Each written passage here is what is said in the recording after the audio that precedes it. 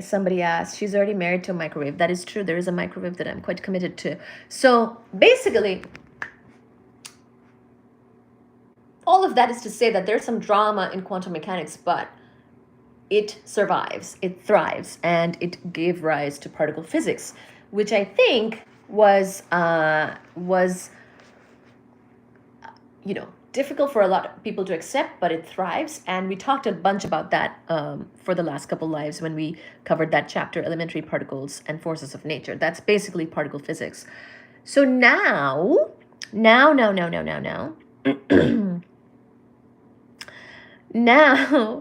that's true. You missed a massive 4-hour water break.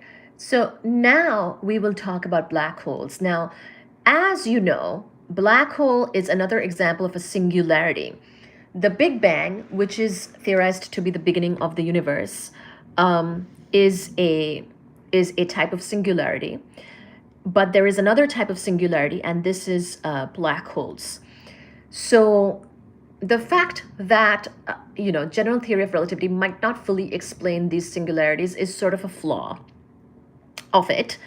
It doesn't have to, but we should think about it. And I think Stephen Hawking did, and he worked on, among other things, this was one of the biggest things that he worked on. And specifically, he worked on black holes. So we will take a look at what he did and what he found, because keep in mind, we are talking about brief history of time in the context of course, the universe, where basically he's saying that time as a concept would have started when the universe started. So really, we're talking about the Big Bang. The Big Bang started off the universe. That is where the concept of time comes in. That's where tick-tock starts. And from before that, it doesn't make sense to really think about time unless you have some other reason for thinking about time, such as religious reasons or spiritual reasons. But the Big Bang is a singularity. But it is not the only singularity. The other singularity of nature that we know and love is, of course, black holes. So we will talk about that, and we will see what he has to say about that. Stephen Hawking here, Brief History of Time from his book. Bat Shit Karezi says, are you engineering? I am not engineering. I did physics, pure sciences. No, I did not do engineering. So, yeah, just want Andre to talk about the long water breaks. Oh, you want the long water breaks conversed upon? Aw. Well, I was happy to see that everybody was catching up with each other during the break. Before bed. That was very nice of you all. Thank you so much. Can we get 20 likes?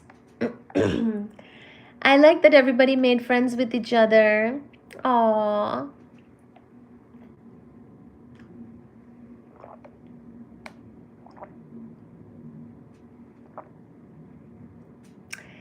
Chickpea break. Hello. Hello, Ver.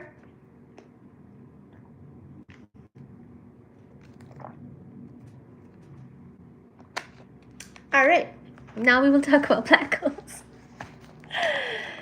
Specialty is in particle astrophysics. Ver, welcome to the mod fam. Yes, my specialty is in particle astrophysics within physics, with the subspecialty is neutrinos with RF techniques. Thanks, Reese. We missed you last night. Okay. The term black hole is of very recent origin.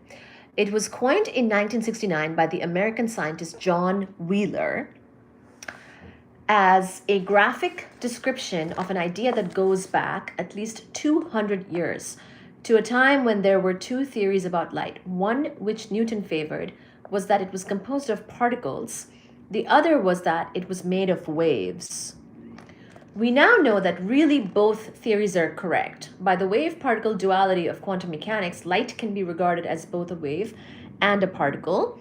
Under the theory that light is made up of waves, it was not clear how it would respond to gravity, but if light is composed of particles, one might expect them to be affected by gravity in the same way that cannonballs